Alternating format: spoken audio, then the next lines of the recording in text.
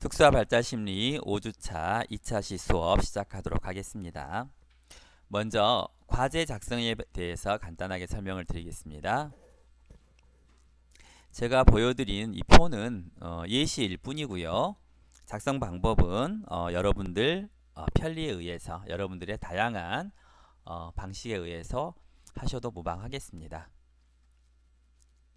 단 주의할 사항은 첫째, 표는 워드로 뽑아도 되지만 속 내용은 반드시 수기, 손으로 볼펜이 됐든 사인펜이 됐든 뭐 샤프심이 됐든 상관없습니다만 손으로 작성을 하셔야 됩니다.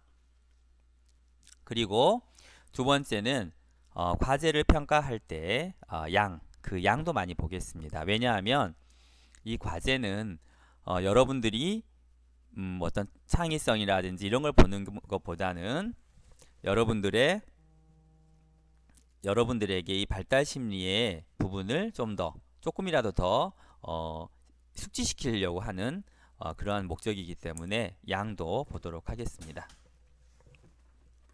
그래서 표는 어떤 식이든 상관없는데요.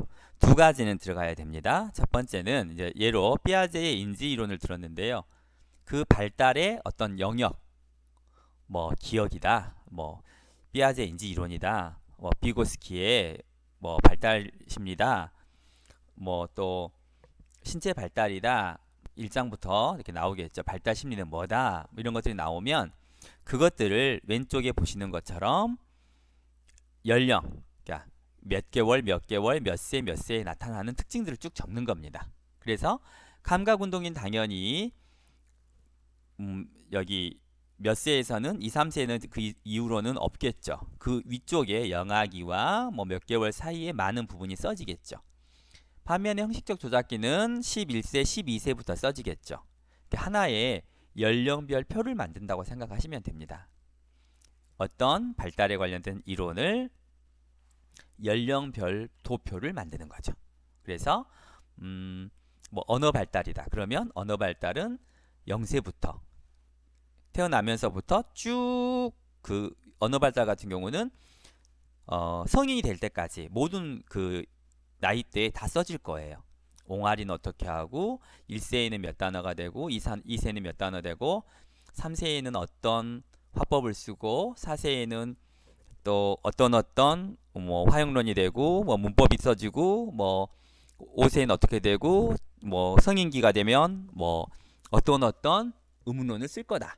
이런 식의 것들이 쭉 나오게 되기 때문에 어떤 발달 영역은 그 연령의 일부 또는 어떤 발달 부분은 전 생애에 걸쳐 이렇게 있겠죠. 그래서 이걸 도표로 쭉 만드는 거예요.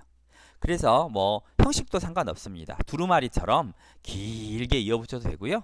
아니면 이렇게 한 장 한 장씩 만들어서 차곡차곡 이렇게 정리해도 되고요. 아니면 노트에 표를 그려서 적어도 되고요. 이거는 전혀 형식은 상관없지만 어쨌든 손으로 써야 된다는 것, 그리고 양을 본다는 것을 꼭 명심해 주시기 바랍니다. 이번 시간에는 인지발달 이론 2의 주의, 기억, 실행기능 및 상위 인지에 대해서 살펴보도록 하겠습니다. 오늘은 이제 주의 1번 주의와 2번 기억의 일부분을 아마 할 것 같은데요. 두 개에 대해서 나가보도록 하겠습니다. 주의는 특정 대상에 집중하는 것, 이거죠. 집중하세요. 딴 데 보지 말고 집중하세요. 선생님 말하는 것은 저를 쳐다보세요. 주의를 저에게 주세요. 주의를 흐트리지 마세요. 주의를 흐트리지 말라는 건 뭐죠? 집중해라, 이런 뜻이죠. 지적장애 학생 같은 경우는 기억에서 인지에서 가장 첫 번째 단계이고 가장 기본적인 게 주의예요.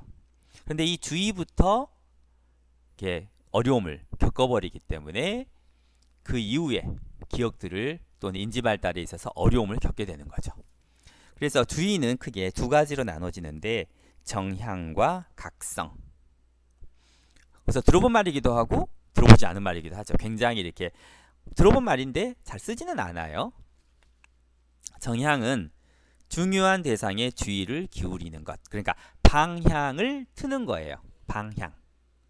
그러니까 특정 물체를 영아가 고개나 눈을 돌려 쳐다보는 것. 그러니까 우리가 그러잖아요. 친구가 부르면 어떻게 하죠? 친구 쪽으로 고개를 획 돌리면서 뭐지? 이러잖아요. 그게 바로 정향이에요. 친구를 향해 돌리는 것. 그래서 이 정향은 되게 어린 시기, 그러니까 영아기에도 거의 발달을 해서 소리라든지 뭐 또 어떤 새로운 것에 고개를 돌리고 항상 호기심을 갖기 시작을 하는 거죠. 각성은 주의를 기울이는 정도를 통제하는 것. 그러니까 통제하는 거죠. 우리가 그러잖아요. 친구가 날 딱 불렀어요. 부르는 소리가 들렸어요. 그래서 정향 딱 쳐다봤는데 거기에 친구가 없으면 어떻게 하죠? 그냥 언니네 이러면서 그냥 무시해 버리잖아요. 그러고 무시를 하죠. 그런데 딱 그때 친구가 갑자기 못 보던 예쁜 옷을 입었어요. 그럼 어떻게 하죠? 뭘? 뭐 이러면서 훨씬 더 강력한 강력하게 친구를 더 이렇게 탐색을 하는 거죠. 스캔을 떠서 저 이것이 뭘 입었나 이러면서 보는 거죠. 그러니까 주의를 아예 없애는 것부터 시작해서 아주 집중하는 것까지를 이제 각성이라고 합니다. 그래서 이런 각성은 처음부터 나타나는 건 아니고요. 나이가 먹어감에 따라서 점점 이렇게 정교화되는 거죠. 그래서 하나를 보다가 또는 두 개 있는 것들을 주의를 왔다 1번, 2번 이렇게 순서적으로 보다가 여러 사람들 중에 하나를 보는 선택적 주의 집중을 하다가 또 뭐 여러 개를 동시에 보다가 이런 식으로 점점 정교화가 되고 영아 때는 그렇게 많이 발달하지는 않습니다. 주의 유형은 지속적 주의, 그 다음에 선택적 주의, 계획적 주의, 상위주의 이렇게 있는데요. 첫 번째 지속적 주의는 특정 대상에 오랜 시간 주의를 기울이는 것. 이런 거죠. 친구를 딱 봤는데 친구가 오늘 뭐가 많이 변했어요. 그러니까 어떻게 하죠? 머리에서 발끝까지 친구를 쭉 훑어보면서 제 눈썹 어떻게 그렸네? 얼굴에 뭐 발랐네? 입술에 뭐 칠했네? 목에 뭐 걸었네? 또 그 다음에 옷은 뭘 입었네? 손가락에 뭐 끼웠네? 그 다음에 바지는 무슨 색이네? 신발 뭐 했네? 이런 식으로 처음부터 끝날 때까지 계속 친구만 쳐다보고 있는 것. 다른 사람들은 보지 않고. 그게 바로 지속적 주의입니다. 특정 대상을 오랜 동안 보는 것. 어릴 때는 굉장히 짧겠죠. 그리고 어릴 때는 보다가도 옆에서 뭔가 딸깍하면 흐트러져 버려요. 그거 딴 생각을 하죠. 그래서 우리 지적장애 아이들도 이 방해되는, 그러니까 지속적 주의가 약하기 때문에 반응하지 않아야 될 것들에 많이 반응을 합니다. 그러니까 주의가 흐트러져 버리는 거죠. 그리고 만 2세 전후에 목표 지향적 행동을 하면서 지속 시간이 점점 길어져요. 그러니까 자기가 생각을 하고 내가 원하는 것을 정확히 판단을 하기 시작하기 때문에 한 것에 집중을 하기 시작을 하는 거죠. 그리고 청소년기가 되면 뇌가 망상체의 수초화가 진행된다 이런 말은 뇌가 발달한다는 뜻입니다. 그래서 지속적 능력이 성인 수준으로 향상이 됩니다. 선택적 주의는 다양한 정보 중 특정 정보에만 선택적으로 집중하는 것. 친구가 저를 딱 불렀어요. 그런데 거기에 친구만 있는 게 아니고 여러 사람들이 있는 거예요. 그럼 어떡하죠? 우리가 그 중에 친구 말고 다른 것들은 다 없애버리는 거죠. 그리고 친구한테만 딱 집중을 하는 거예요. 친구만 딱 보는 거예요. 그 옆에 있는 사람들은 무시하고. 이게 바로 선택적 집중이죠. 그러니까 굉장히 우리 선택적 집중도 많이 쓰죠, 우리가. 버스들이 여러 개가 동시에 몰려왔을 때 내가 탈 버스만 계속 쳐다보고 확인할 수 있는 거, 이런 것들이죠. 그래서 어린아이 때는 역시 마찬가지로 선택적 주의가 많이 약하고요. 6세, 그러니까 초등학교 들어가는 시기부터 시작해서 10세가 되면 성인과 비슷한 수준에 도달을 해요. 그래서 초등학교 1학년 때는 굉장히 수업을 짧게 진행을 하고요. 그리고 나중에는 한꺼번에 많이 하죠. 그리고 선택적 주의는 이런 대뇌 전두엽과 관계가 있다고 하고요. 우리가 숨은 그림 찾기 같은 걸 할 때 이런 걸 많이 쓰죠. 여러분이 숨은 그림 찾기를 알려나 모르겠는데 그림 속에 어떠한 물건 모양 같은 걸 넣어놓고 그걸 찾는 거죠. 그래서 이제 선택적 주의 집중은 주변에 있는 것들은 제끼고 이렇게 주전자를 찾아라 그러면 주전자만 꺼내는 그 그림 속에서 그런 것들이 선택적 주의입니다. 계획적 주의는요. 계획을 수립하는 거예요. 계획을. 그러니까 어떤 문제를 해결하기 위해서 내가 그 뭐죠? 예를 어떤 걸 들까? 어떤 팬케이크를 만들기 위해서는 계란 밀가루를 붓고 계란을 넣고 우유를 넣고 그다음에 그걸 휘젓고 후라이팬을 준비하고 기름을 붓고 불을 켜고 또 팬케이크 반죽을 넣고 뒤집고 끄고 꺼낸다. 이게 바로 계획적 주의 집중이 쭉 일어나야 돼요. 문제 해결에 필요한 정보를 체계적으로 또는 계획성 있게 해야 돼. 이것이 바로 우리가 어떤 일을 할 때 필요한 거거든요. 팬케이크 만들 때 그 중에 하나라도 빠지면 팬케이크 완성되지를 못해요. 그래서 이런 것들이 바로 계획적 주의인데 이 역시 청소년기까지 돼야 향상이 되는 것들이고요. 상위주의는 앞에 나온 것들을 다 조정하는 주의예요.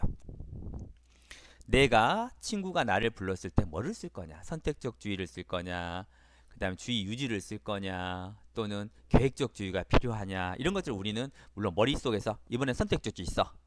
이번엔 계획적 주의를 써라. 이렇게 하지는 않지만 그거를 우리는 끊임없이 우리가 결정을 하게 되는 거죠. 그래서 상위주의는 그런 주의를 하는 것들을 관리하는 거야. 관리. 그러니까 슈퍼바이저 같은 관리주의죠. 그래서 어렸을 때는 이제 좀 덜하다가 아동이 연령에 따라 증가하고요. 또 나이 든 아동일수록 주의적 과제를 잘 해내려면 과제에 관련된 자극에 선택적 주의를 기울이고 무관한 정보는 무시해야 된다는 것을 더 분명하게 이해한다. 그러니까 상위주의에서 선택적 주의도 조절을 하는 거죠. 그래서 상위주의는 주의를 관리하는 주의라고 생각하시면 쉽겠습니다. 뒤에서 초인지에 대해서 좀 더 배울 때 설명드릴게요. 기억은 이런 과정을 거쳐요.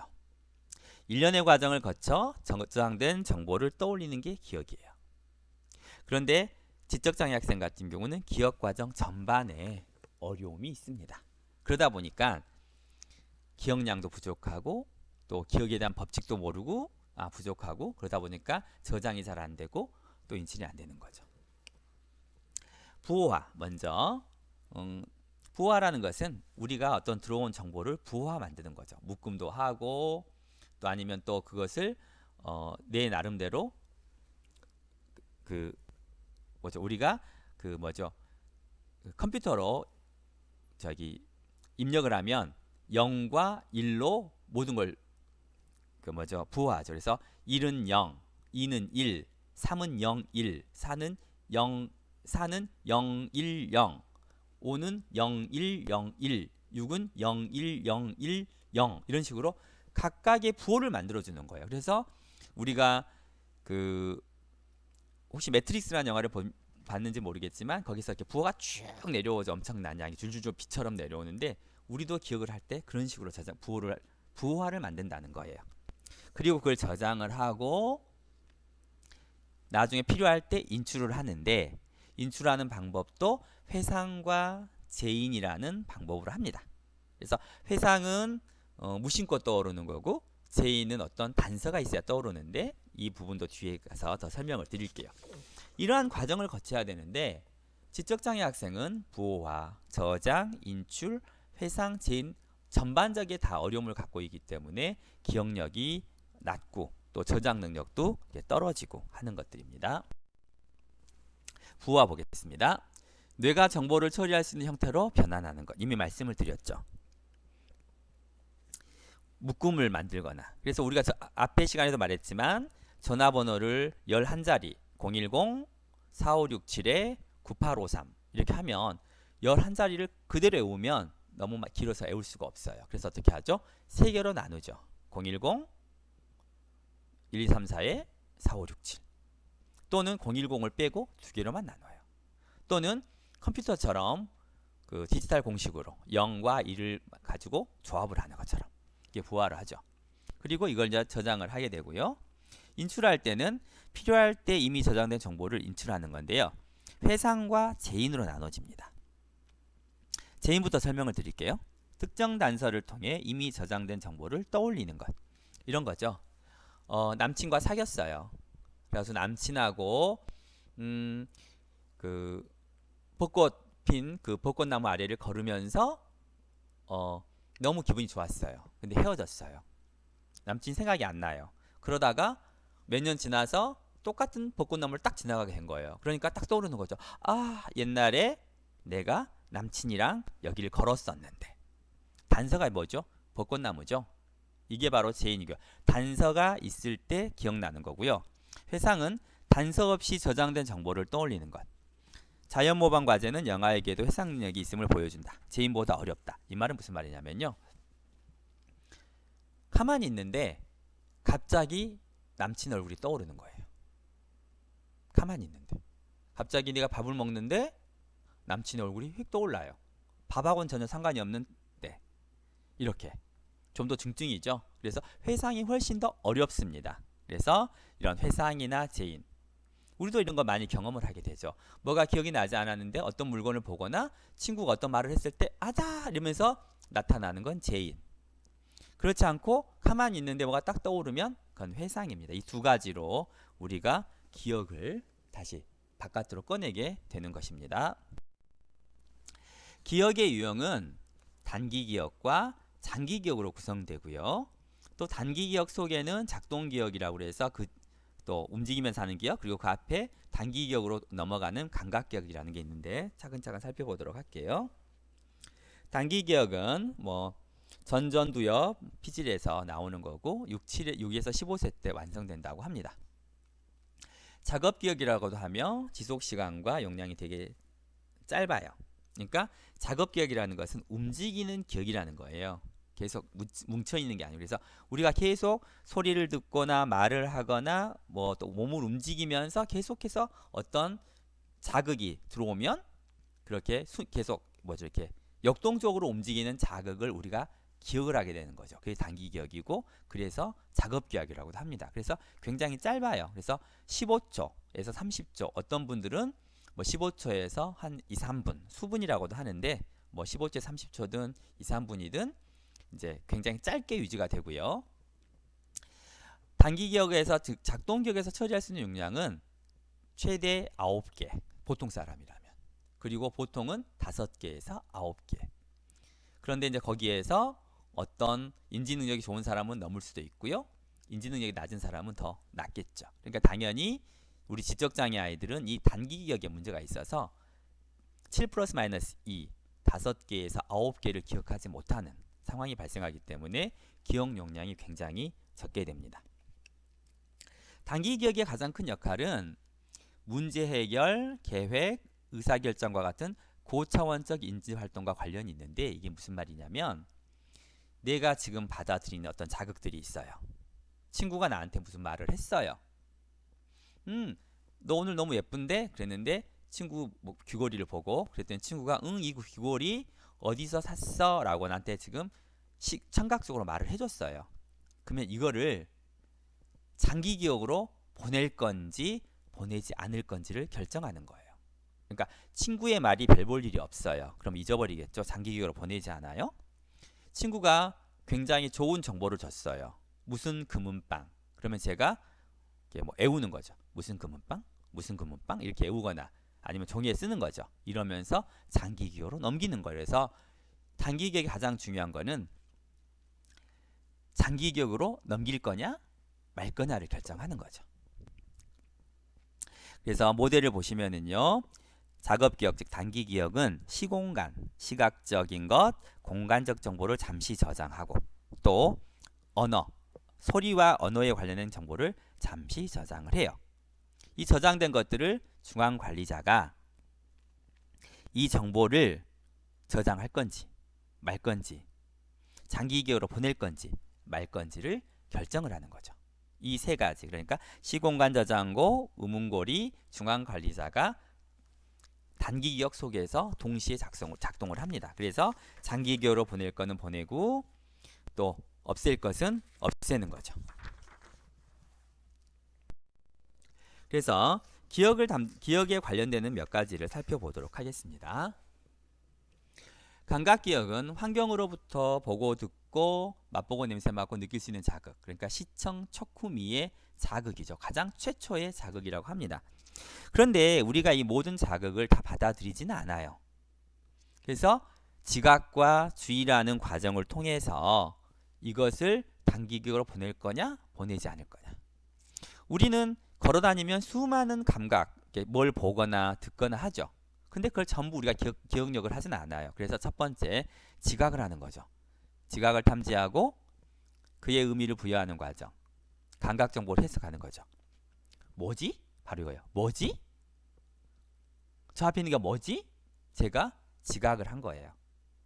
느낌을 가졌어요. 그리고 나서 감각이 등록되면 학습을 위해서 어떤 자극에 마음을 기울인다. 뭐지? 했어요. 그러면 이제 봤는데 거기에 이제 제가 필요한 거예요. 내가 필요한 것. 이러면 단기기억으로 넣는 거죠. 그리고 아니네? 그럼 버려버리는 거죠. 단기기억으로 넘어가지 않아요. 그러니까 지각, 주의가 계속 번갈아 일어나면서 필요한 자극은 단기기억으로 넘기고 필요하지 않은 거는 버리게 되는 거죠. 그래서 이제 이 주의는 되게 순간적으로 일어나요. 그래서 과제가 복잡한 경우에는 여러 개를 동시에 하지 못하고 하나씩만 주의를 기울일 수도 있고요. 단순한 것들은 여러 개를 동시에 주의를 기울일 수 있습니다. 그래서 주의와 지각과 주의를 통해서 나에게 어떤 의미가 있는 것이다. 그러면 단기기억으로 넘기죠. 단기기억은 단기간의 사용을 위해 정보를 보유하는 것 또는 몇 초, 아까 말했었죠. 몇 분, 최대 2, 3분까지 이제 갑니다. 그래서 투입된 정보를 이제 조직하는 거죠. 그래서 조직하는 것을 강조하고요. 작동기억이라고 하는 것은 단기기억은 동시에 여러 개를 할 수 있어요. 그렇죠. 우리가 소리를 들으면서 책을 읽으면서 한 손으로는 간식을 먹으면서 또 손가락을 까딱까딱거리면서 이렇게 공부를 할 때 이렇게 하잖아요. 그래서 여러 가지를 동시에 할 수 있으면서도 또 공부를 할 수 있는 이런 것들이 바로 단기기억. 그래서 작동기억, 그러니까 움직이는 기억이라고 하는 거죠. 그래서 단기기억에서 받아들이는 겁니다. 그래서 근데 지적장애 학생들은 아까 앞에서도 말씀을 드렸듯이 이런 정보를 유지하고 시연하는 활동 그리고 범주화하는 활동이 어려워요. 이 세 가지가 어려운 거죠. 그러니까 정보를 받아들이면 그걸 몇 초에서 몇 분간 유지를 해야 그 정보를 정확하게 파악할 텐데 유지가 잘 안 돼요. 첫 번째. 그 다음에 두 번째 시연 활동.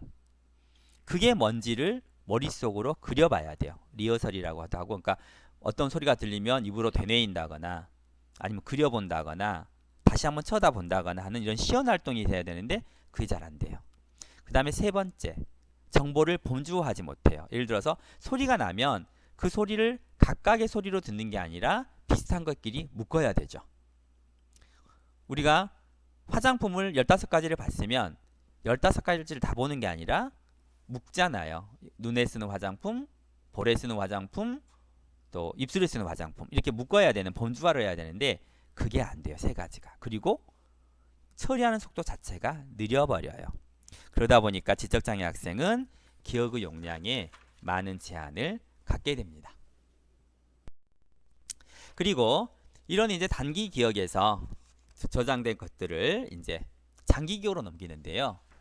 장기 기억은 시간이 지나도 없어지지 않아요. 계속 남아 있어요. 그래서 회상이라는 거 아까 우리가 했었죠. 회상과 재인. 그래서 그걸 통해서 다시 우리가 꺼내는 거죠. 장기 기억은 지적장애 학생도 손상이 별로 없어요. 그래서 지적장애 학생도 장기 기억으로 이전이 된 것들은 잘 잊어버리지도 않고 또 꺼낼 수는 있어요. 그런데 전략 사용이 이제 어렵죠. 전략 사용이 어렵고 또 인출, 꺼낼 때도 장기 기억에서 그것들을 꺼낼 때도 어려움이 있어요. 그래서 우리 아이들이 이런 지적 장애를 갖게 되는 거죠. 그래서 단기 기억에서 전략을 훈련하고 장기 기억에서도 인출할 수 있는 훈련을 한다면 큰 어려움은 없어요. 그런데 지적 장애 학생이 자료 조직화, 즉 시연, 아까 말씀드렸죠. 반복한다거나 그려본다거나 써본다거나 이런 것들, 또 부호화, 자기 나름대로 처리하는 방법, 그리고 또 꺼내는 것들, 이런 것들에서 어려움이 있어서 장기 기억으로 이전이 이제 어려운 거죠. 그리고 이제 기억의 종류 중에 마지막에 초인지인데요. 초인지는 아까 우리가 상위인지라고도 했는데, 주어진 일이나 문제를 해결하고 수행하기 위해서 어떠한 전략을 사용할지, 어떤 전략이 가장 효율적일지를 평가하고 노력을 점검하고 하는 기억의 모든 과정이에요. 그러니까 뭘 쓸 거냐, 뭘 기억하고 문제를 해결할 때 첫 번째 어떤 전략을 쓸 거냐, 두 번째 그 전략이 적합한 것이냐 평가, 세 번째 결과를 점검, 잘 썼냐 못 썼냐, 이런 것들을 총괄하는 인지예요. 그러다 보니까 단기 기억, 장기 기억, 또 인출, 거기에 모든 것이 관련되어 있는 것들이죠. 근데 지적장애 학생들은 이 초인지 능력이 낮아요. 그리고 또 어떤 전략을 사용할 수 있는지를 잘 몰라요. 그때그때. 그리고 이거를 스스로 쓸 수 있는 능력이 떨어지다 보니까 우리 아이들이 기억력이 떨어지고, 기억력이 떨어지다 보니까 학습 능력에도 어려움을 겪게 되는 것이죠. 장기 기억은 이미 말씀드렸듯이 많은 양의 정보를 영구적으로 기억할 수 있는 능력이고요. 이미 앞에 잠깐 설명을 했지만 재인 기억과 회상 기억으로 나눠져요. 그래서 재인 기억은 매우 일찍부터 나타나고 생후 3개월 정도 되면 아기도 이제 유관성을 깨달아요. 그리고 이제 재인 기억은 아까도 말씀드렸듯이 어떤 단서가 있어야 됩니다. 그래서 이제 우리가 이제 그 지적장애 아이들의 재인 기억을 높이기 위해서 단서를 막 붙이는 거죠. 우리 이런 거 있잖아요. 우리 학교에서 애울 때 뭐 그 태정태세 문단세 애우잖아요. 애우면 거기에 뭘만 붙이는 거죠? 정과 종만 붙이면 되는 거예요. 그래서 아이들에게 자꾸만 기억을 할 때 그런 걸 우리가 어렸을 때 아마 생각해 보셨을 거예요. 선생님들이 뭘 애울 때 뭐를 기억해라, 뭐를 기억해라 이렇게 말하잖아요. 그러면 그것만 기억하면 외워야 될 것들이 생각이 나는 이런 것들이 바로 재인 기억이고요. 회상 기억은 좀 더 늦게 나타납니다. 8에서 12개월. 그래서 자연 모방이 가능하고 또 당연히 인과관계가 뚜렷한 사건이 있어서 더 잘 기억되죠. 회상 기억은 어떤 것과 상관없이 이제 일어나는 기억들이죠. 이 두 가지가 별개가 아니라 재인 기억과 회상 기억 모두가 정확하게 발달을 해야만 아이들이 자기가 알고 있는 것들을 다시 끄집어낼 때 어려움 없이 끄집어낼 수 있는데, 우리 지적장애 아이들은 이런 부분에서도 어려움을 갖고 있다 보니까 알고 있는 것들도 이미 충분히 학습을 해서 알고 있는 것들도 많이 이렇게 꺼내지 못하는 그런 어려움을 겪게 되는 것이죠.